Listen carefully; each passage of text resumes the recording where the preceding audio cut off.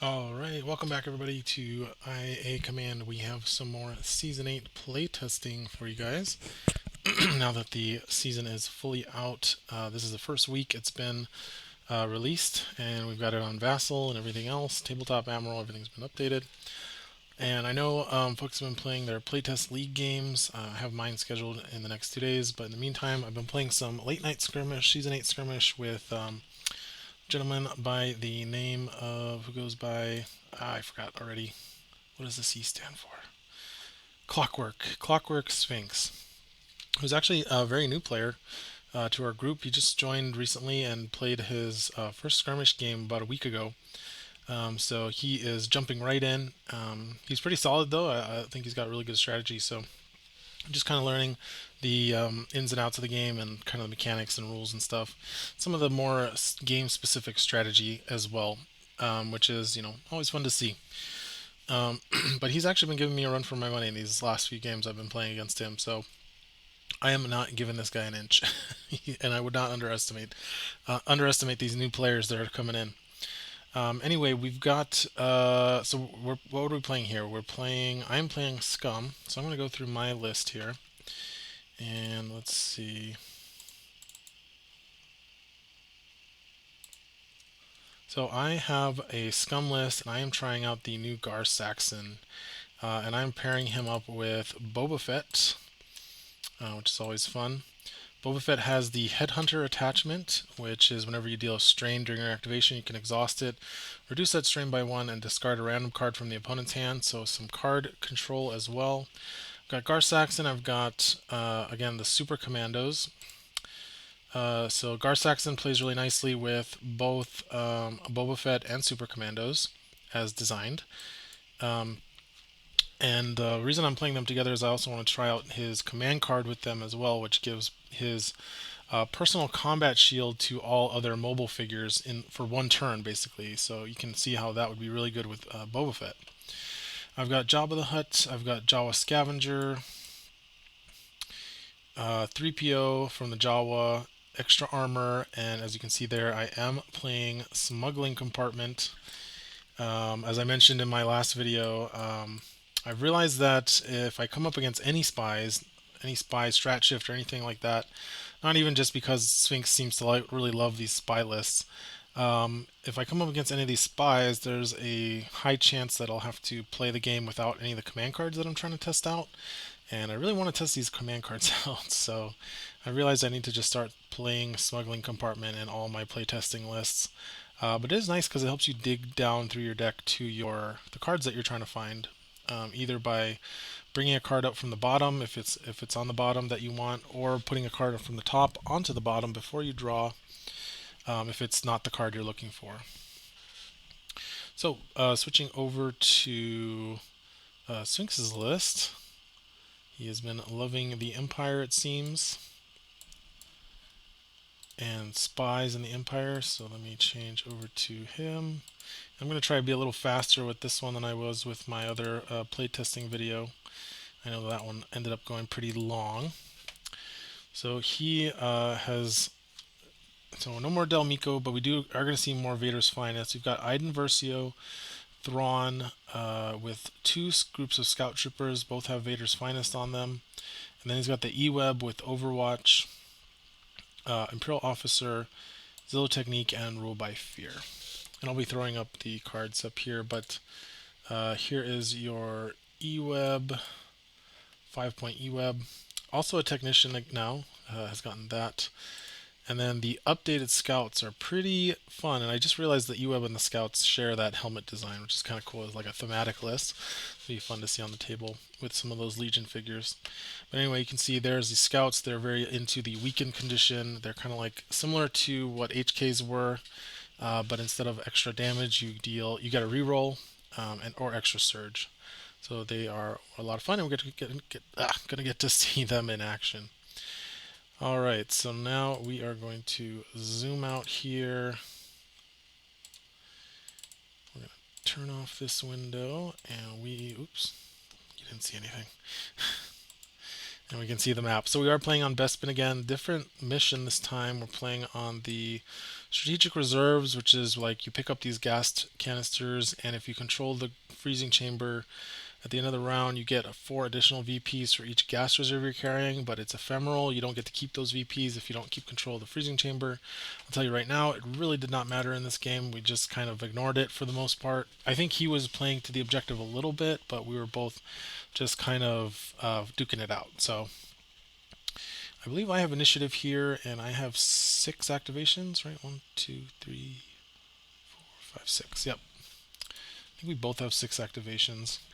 So I'm going to be going with these Super Commandos, which are a lot of fun. And with Saxon, they can do a lot. It's been a while since I've played Boba, but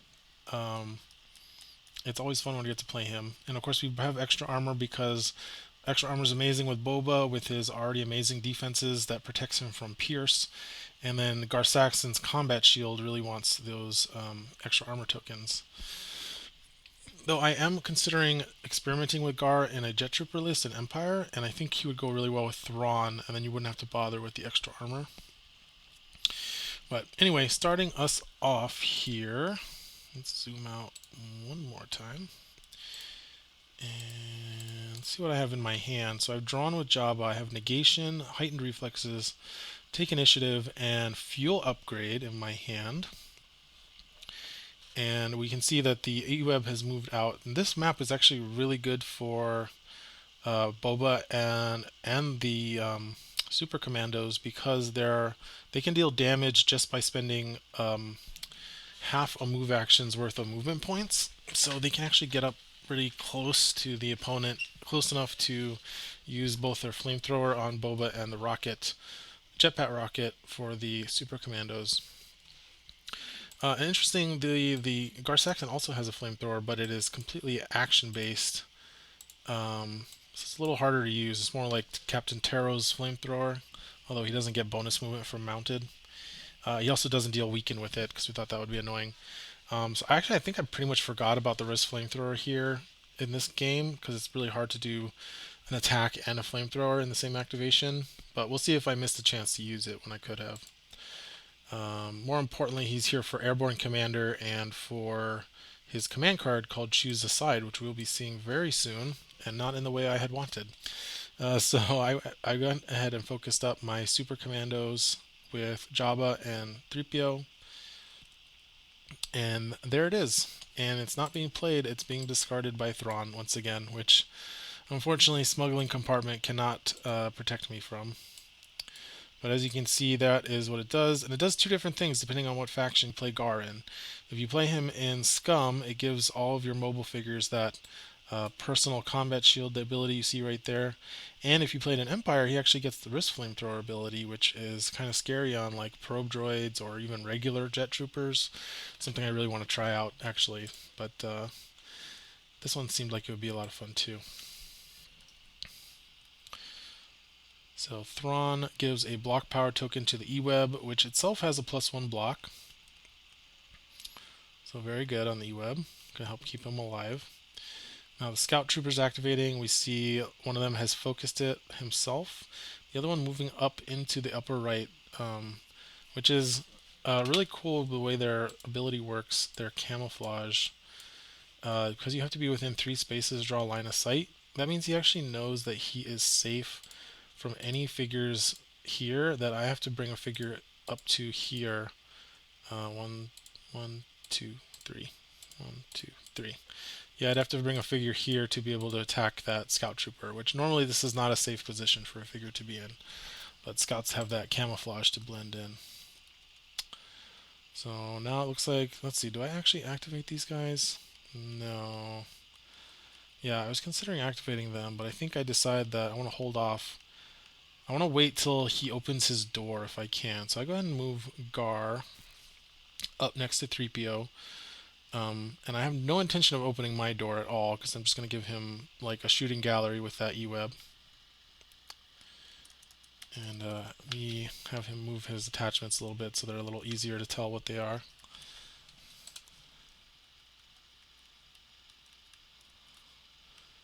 Okay, so now interestingly, normally you save Boba for like your last activation, but I realized here that our deployment zones are so close, I can just go ahead and move Boba and get a flamethrower and then move back to safety.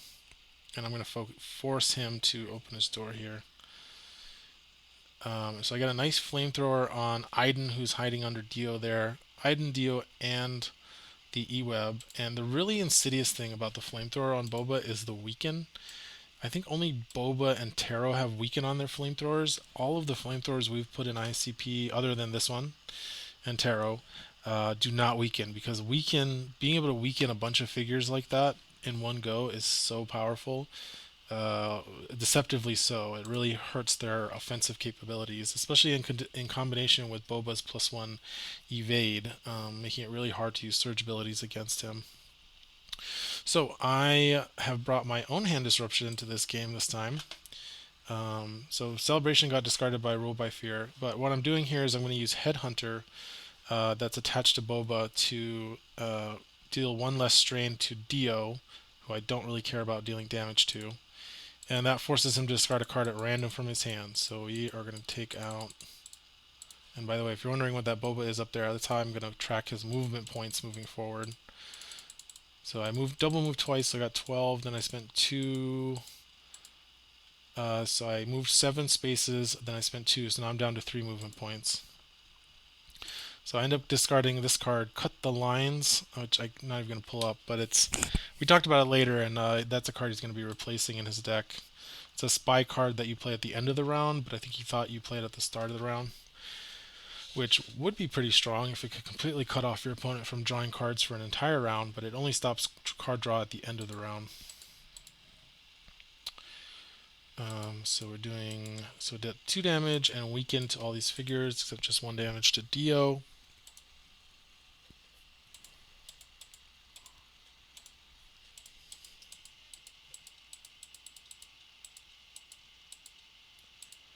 And moving back into cover. Now, he's not safe from the E-Web if he opens that door. But he is safe, and he's not safe from Iden either. But he's down to just Iden and the E-Web. 1, 2, 3, 4. So he either needs to use Iden to open the door and give up her attack, or have Iden attack and then... Or the E-Web could open the door and attack as well. I actually think maybe that's what he should have done. But he's going to go with Iden. So we have a little educational moment. So for those that don't know, Dio, who is a companion, companions cannot interact, which means they cannot open doors. And I think there was a confusion about that one, because Dio tries to open the door here. And yeah, cannot open doors. So Iden instead going to move up here and open the door for the E-Web. Which, like I said, I kind of think, in hindsight, with the E-Web being weakened and Iden having that +2 damage ability from Pulse Cannon, it might have been better to open the door with the E-Web and then attack Boba with Iden, and then 1 attack from the E-Web. But you know, you're still getting 2 attacks on Boba there. I think there's sometimes you don't know what you're up against when you haven't played against something, and I think Boba is very easy to not realize how tanky he is, which we're going to see here. So I'm actually not going to bother spending one of my block tokens against this attack.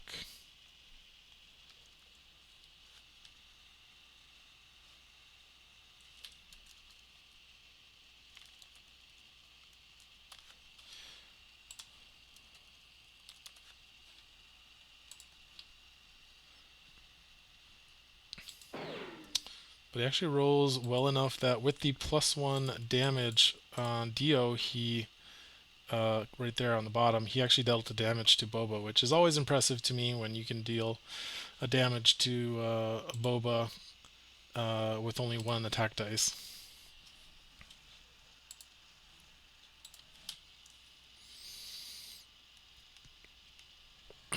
Alright, so now that the door is open, which I figured he would do, that's what I needed, because I needed to be able to use my jetpack rocket on these Super Commandos, which has a range restriction of range 3, which I couldn't do if I was going up and around this area, but by cutting through here, I will be able to get the get the damage on the E-web.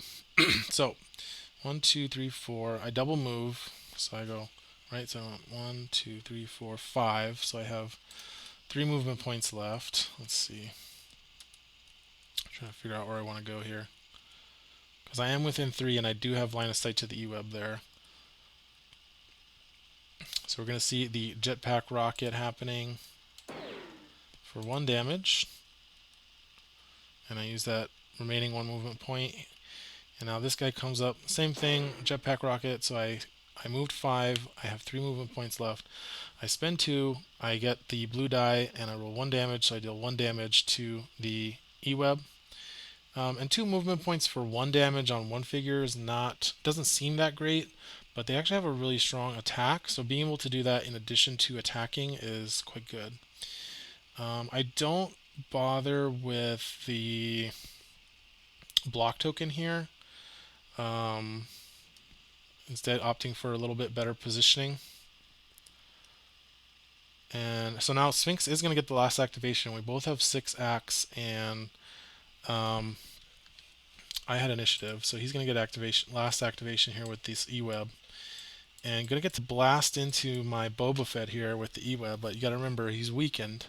Boba has +1 evade, and I have 2 block tokens.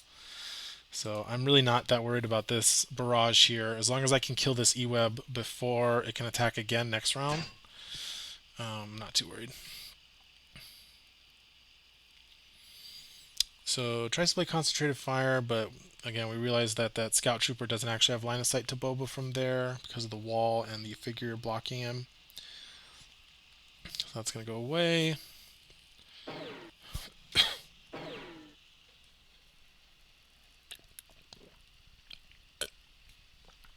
So even with a mediocre roll here from Boba, only going to go 1 damage through. Second attack, going to spend another block token here. And this time, really good roll for the E-web, but just an insane roll for Boba. And manages to completely block the attack. So 0 damage.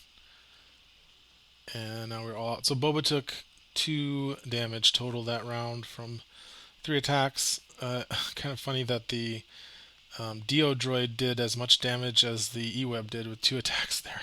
But again, that was with the 2 power tokens, the 2 block tokens. So Boba is not invincible. Eventually, you can chew through his health. He's got 14 health.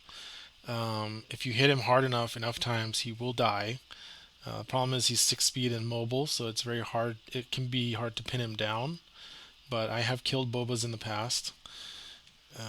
But Boba is a figure that I think rewards players who get a lot of practice with him and know how to use all those movement point abilities and know how to get him out of trouble using that high speed. Let's see. I'm not even going to mention this mistake that Sphinx is all worried about me talking about. I'm not even going to talk about it. Alright, so going into round 2, playing fuel upgrade, which is going to give all of my mobile figures, or excuse me, all of my vehicles, which all the jet troopers in the game are vehicles. Boba's a vehicle, Super Commando's a vehicle, and Gar is a vehicle. I guess, jet troopers created the precedent that having a jetpack makes you a vehicle, and we just kind of followed along with that with everybody else. So that's going to make these guys really tanky here once I can start putting block tokens on them. And it would be really good if it's stacked. It does stack with Gar Saxon's card that gives him all combat shield. But unfortunately, I'm not going to be able to play that card this game. So I do go ahead and activate. I'm not sure what just happened there. Activate the Super Commandos.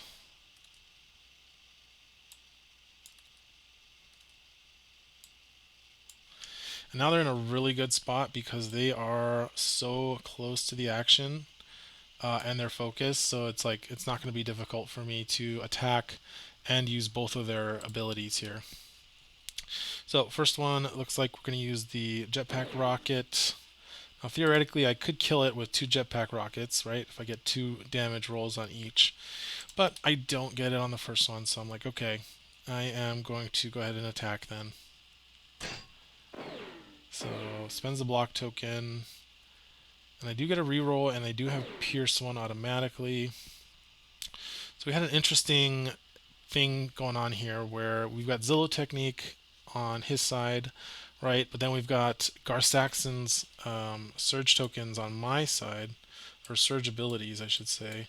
So if I wanted to, I could spend a surge to gain +1 block token. The problem is if he discards a card for Zillow to add +1 block and stuffs my Pierce 1, then I can just use the second surge, or I can use the unblocked surge to for +2 damage, and I'll still kill him. So he goes to discard for Zillow. I was trying to be clear with him that what I was going to be doing, that I was going to be doing 5 damage, pierced 1, and getting a block token. But I think I confused him when I did that. Because what you need to do is during an attack, right? You roll dice first, then you re-roll. You do re-rolls. Then attacker adds modifiers, so anything that adds symbols to the attack. And then the defender adds modifiers, so anything that adds symbols to the defense. And then you spend surges on surge abilities. And then final thing is you exhaust Zillow for Pierce, to negate Pierce. And then you deal damage. So what happens here is I'm not modifying anything. I did a reroll. Now he has to discard for Zillow Technique before I choose which surge abilities I want to spend my surges on. So he would be discarding a card to stop me from gaining a block token here, basically. And yeah, he decides he doesn't want to do that. He doesn't want to exhaust Zillow just to have his figure die, just to stop me from gaining a block token. So Eweb dies. I get a block token from Saxon, who is all the way over here, but he does have, his ability does reach 4 spaces, which is nice, although that was 3 spaces away. And then I move her back. And now the second Super Commando going to come up and take a shot here at Iden. Going to spend that block token. Very nice use of defensive power tokens in combination with Zillow Technique. I do like how he uses Thrawn to give out block tokens to his figures. It works really well with Zillow Technique. But unfortunately it doesn't help him a lot here. I do go for the reroll on the green and I get the same result. So that's going to be 1, 2, 3, 4, 5, 6. So I actually could have done 8 damage there. Oh no, I can't because I'm 1 space too far away from Saxon. So I'm actually out of range of his ability. So I'm only able to do the surge for +2 damage, and one of those surges goes to waste. So I'm going to go ahead and discard for Zillow.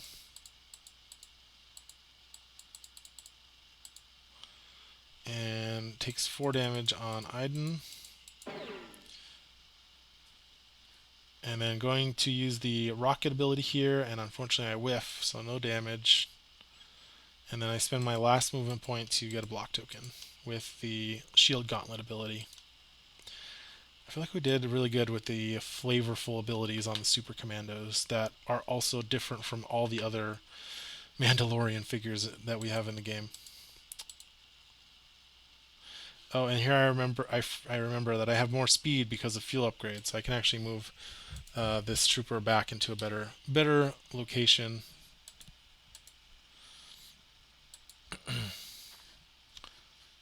Alright, Iden Versio going to activate here. So I realize I need to track movement points for my Super Commandos as well. Alright, so we're going to see Dio attacking this Super Commando. I don't bother spending my token. I have an extra evade from fuel upgrade, but in combination with the evade I rolled is completely useless, and I take 2 damage. So much for all that extra defense. And now Iden going to go for the attack here. Iden very scary. Getting a damage token with her droid kit ability.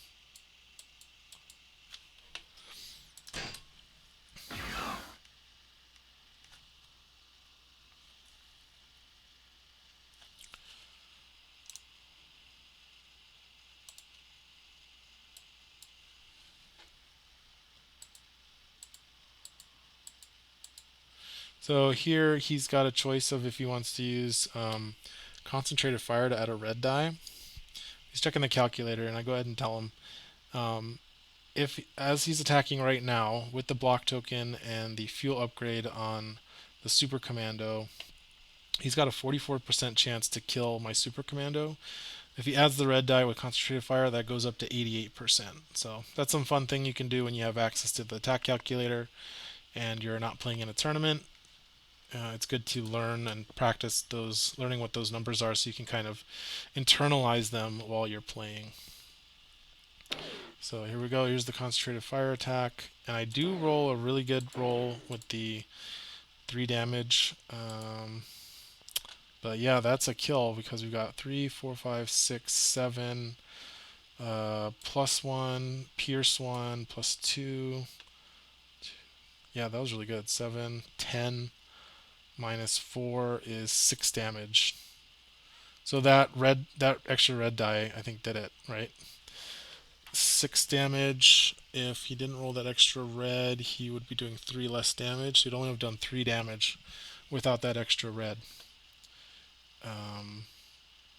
Yep.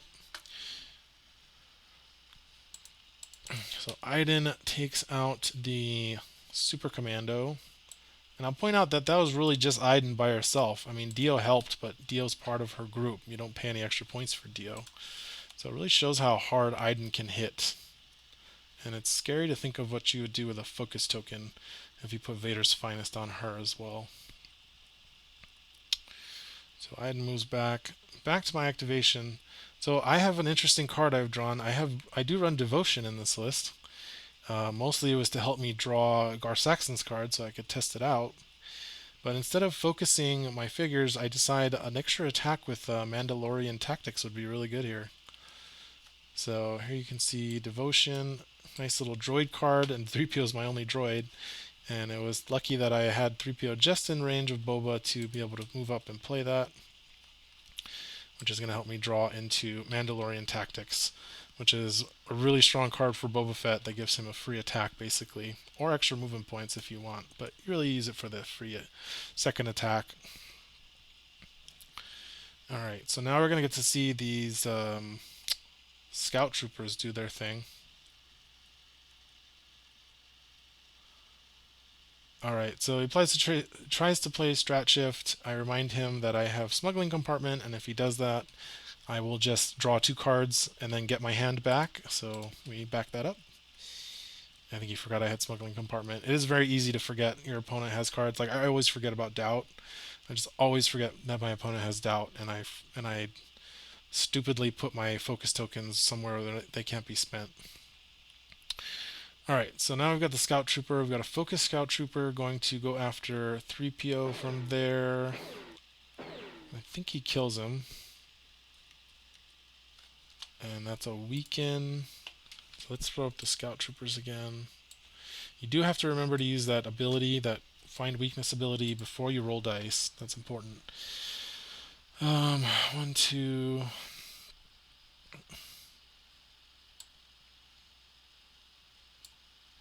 So I think he would have been doing 4 damage anyway. Goes for the reroll.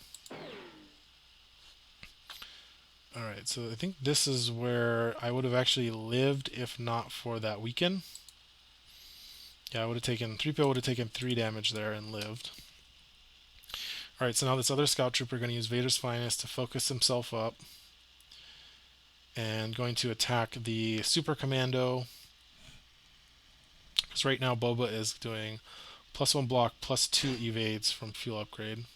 Super Commando going to spend the block token. Weaken from Find Weakness is going to counteract my fuel upgrade bonus, though.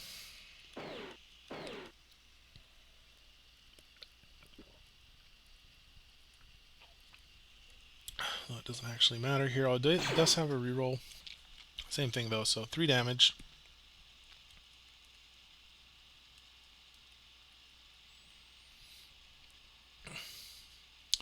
Alright, I'm gonna activate Jabba and focus up Saxon.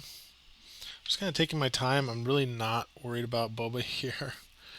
I should probably be a little bit more, but I think I'm just pricking my spot. So Thrawn activating. Going to discard planning off the top of my deck with strategize. Throw Thrawn up here. And maybe I should have gone a little sooner. I think my thought process was to use the wrist cord ability on Boba Fett to pull Iden 3 spaces out and then have Saxon finish her off. I think I should have gone with Boba here. I think what happened is I was going to focus Boba with Jabba and I drew my card and then I thought, wait, I should focus Saxon so that he can kill Iden. So I probably could have activated Boba. I think the reason I don't activate Boba is because I don't want to just fly him into a big counterattack from the other focused up scout troopers down there. So I think that's why. Alright. Planning goes... And now Thrawn plays his planning here. Draw 2 cards. And he does try to give out 2 block tokens to the scouts. And I do remind him that with long laid plans, you actually have to give out different types of power tokens. So you can't give out the same of each kind of power token in one round. So changes that up to a block token on Iden, I think. Oh, an evade token. Nice. Alright, now it's time to do Boba Fett things. And Boba Fett is so much fun. He's hard to play because he doesn't hit very hard is the problem with him. Like, he doesn't attack well for a 13-point figure. But if you can make use of that flamethrower, it's where he really shines and he really causes problems for the opponent. So starting off with urgency here, which Sphinx is going to negate.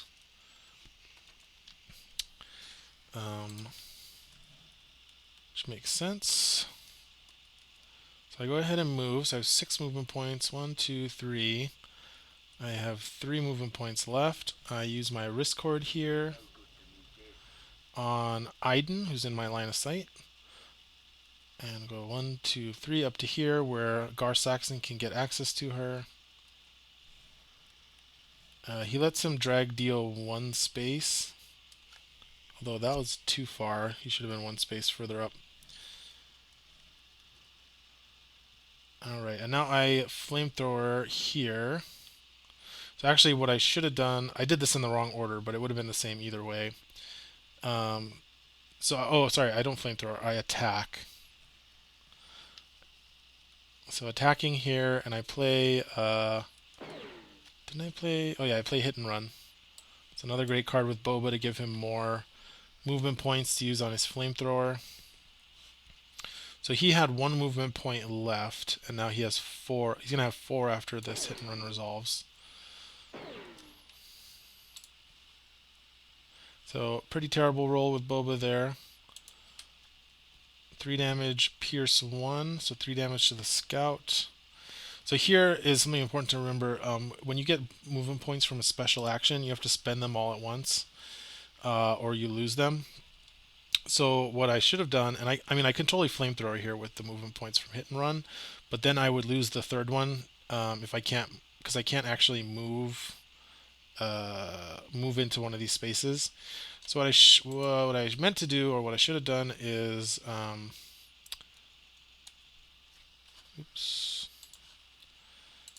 should have moved Boba 2 spaces with the 2 movement points from Hit and Run, and then you immediately spend the remaining movement point from Hit and Run on the flamethrower. That would have been fine. But anyway, I did it out of order. It doesn't really matter. I flamethrower here, and let's see. I reduce the strain. Oh yeah, on Iden, because she's going down to like 4 health here. I'm not worried about Saxon being able to finish her off, so I use Headhunter to reduce the strain by 1, and I discard... I think I discarded... Yep, I hit Strat Shift. I didn't know which cards in his hand were what, so you got kind of lucky there, losing the Strat Shift that was basically useless against me. And then both of them become weakened.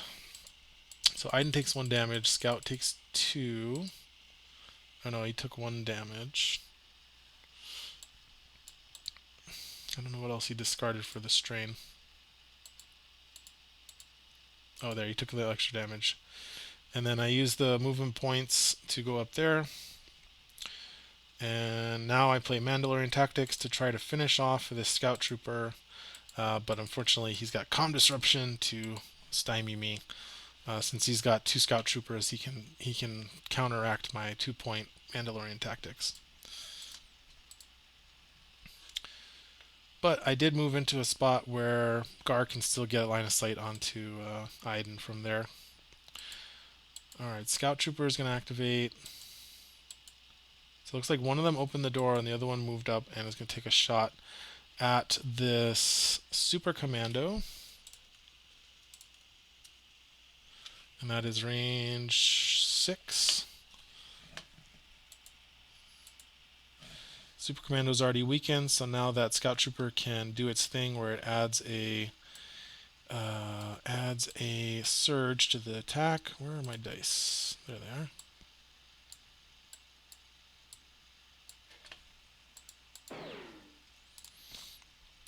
Now I do still have fuel upgrade, and I think I actually get really lucky here. Let's see. 1, 2, 3, 4. Oh no, this is not the one.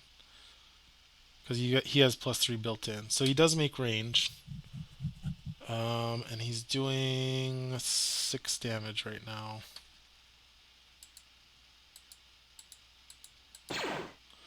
So he rerolls. Yeah. So yep, he one-shotted my other Super Commando.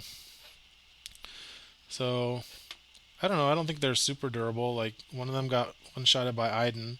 The other one got killed by 2 scout attacks. And they had fuel upgrade and a shield token or a block token. So I don't know. But they do hit really hard. So both Super Commandos dead. Gar attacks. Iden. So let's see. Let's pull Gar up here so we can see his profile. Focused attack with Gar. Pretty much a perfect roll. Doing 7 damage there to Iden, so definitely can't survive with Zillow. Oh, 9 damage.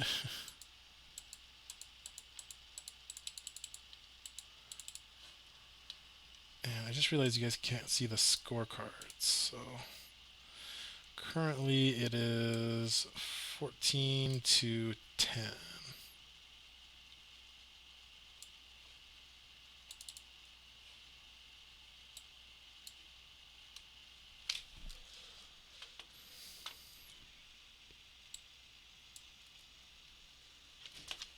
There we go. Okay, and the final activation is the officer. Going to put the scout trooper on that freezing chamber. And that's the end of round 2. So let's see. I had initiative, so now it's going to be initiative for Sphinx, but I do have take initiative in my hand. So I forgot to use smuggling compartment last round, but I do use it here. And I remember I saw opportunistic on the bottom and I saw assassinate on the top. So I decided to put, since I know I'm going to draw 2 cards, I put opportunistic from the bottom to the top and I draw both. So really love that card's ability. Opportunistic, for those that don't remember, is 0-point scum only. Whenever a hostile figure suffers the damage, you can have one of your scum figures gain 3 movement points. Which again, fantastic with Boba. You can basically move, attack, and then play opportunistic to get a free flamethrower plus 1 more movement point. Alright. Oh, and we did play this as a timed game, and the timer went off as we were going into the starter round here, so this will be the final round. And so, let's see, did I not play take? He must have played negation then.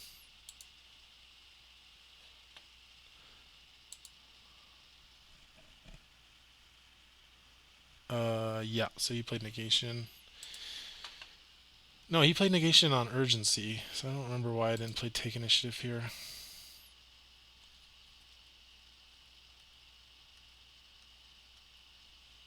But alright, focus scout trooper attacking Boba, who does not have any more defensive tokens.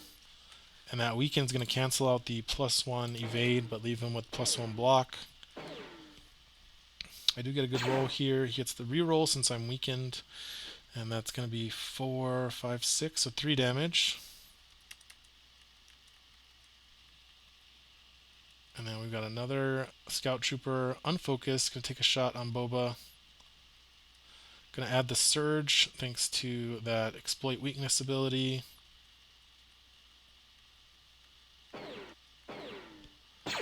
Gets the reroll, but keeps the butthole. And that is going to be... And then I get to keep that evade because my Boba's built-in +1 evade is canceling out the weaken.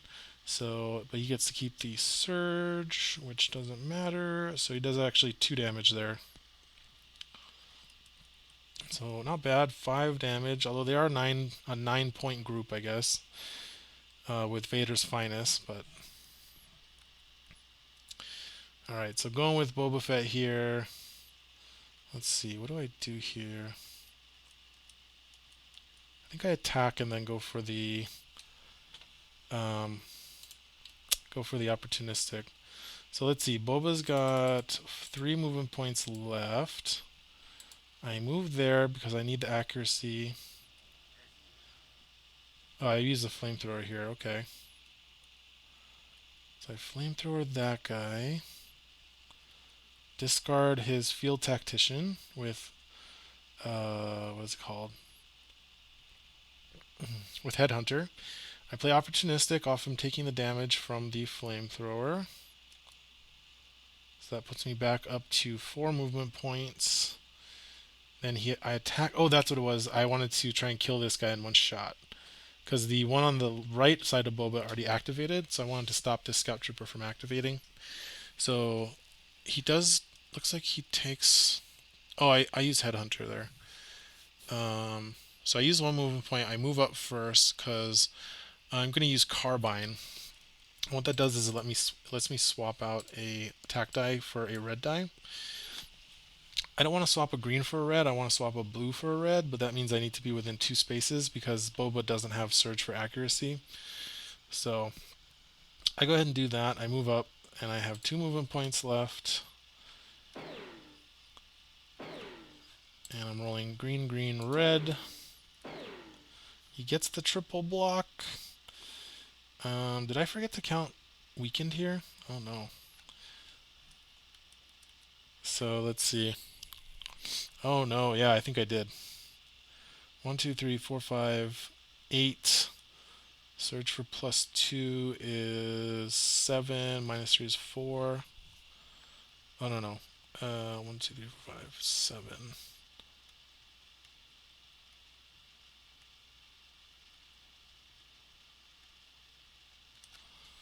And was he out of cards? No, why couldn't he save it?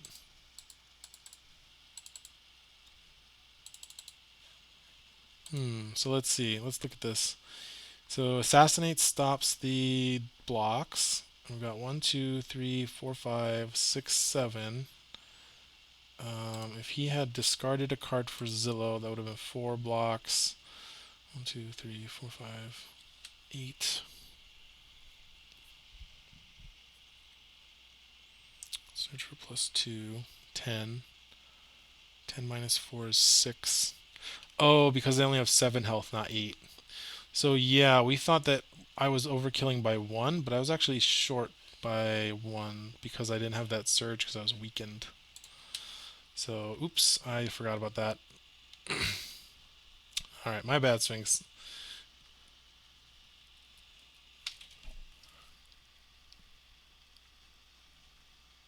Alright, so Thrawn activates, discards worth every credit, and then force C to look at the top 2 cards of my deck. Gets rid of Element of Surprise. And now Boba's in a really good spot where he can't be seen. So Thrawn gonna go for the attack on Gar here, but that's a 1, 2, 3, 4, 5, 6, 7, 8 range 8 attack. It does have +2 accuracy built in. I found range 6 to be about optimal for Thrawn to attack from in my experience. He can make range 8 if you're lucky, like if you get the 4 or the 5 on the blue, but I think he rolled pretty bad on the accuracy here. And then Gar spends a block token and gets the extra evade from the combat shield. So even if he had gotten hit by this, he would have done 1, 2, 3, 4, 5, 6, -3. So it would have done 3 damage. But he is too short on the accuracy. So Jabba gonna activate. Gonna draw my final card here and refocus Gar Saxon. And now this Scout Trooper gonna activate. Gonna weaken Gar. And now it's range 7. So that cancels out my combat shield, but I get a surge, an evade anyway.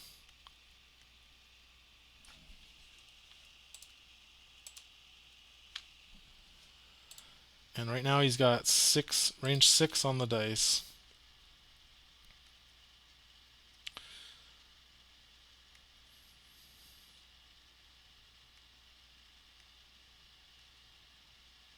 So I tell him, you just reroll the blue and you should be fine. And lo and behold, there it is. He rerolls and gets the accuracy.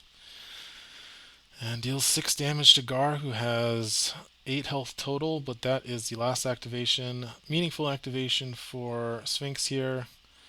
Gar activates, going to take out that Scout Trooper and put me at 24. So GG. I think even if I hadn't killed that Scout Trooper, I mean, there's a possibility that he would have killed Gar there with the double Scout Trooper attack, and then that would have put him at 16. And I would only have, what, 21 -4. I'd still have 18 points. Or no, 21 -5. I guess we maybe would have been tied up there.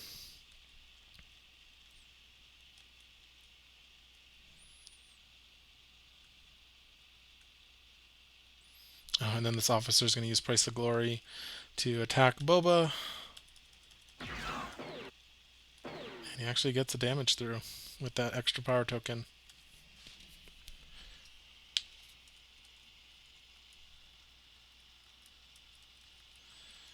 And that was it. So I hope you guys enjoyed that. Got to see the Scout Troopers doing their thing. They seem really good to me. Super Commandos are awesome with Gar, and then Boba's really good. Seems good as always, but he really synergizes well with the Super Commandos since they all like to have those extra movement points to use those abilities. Alright, thanks everybody for watching. I hope you enjoyed, and we'll catch you guys next week with some more Season 8 gameplay. See you later.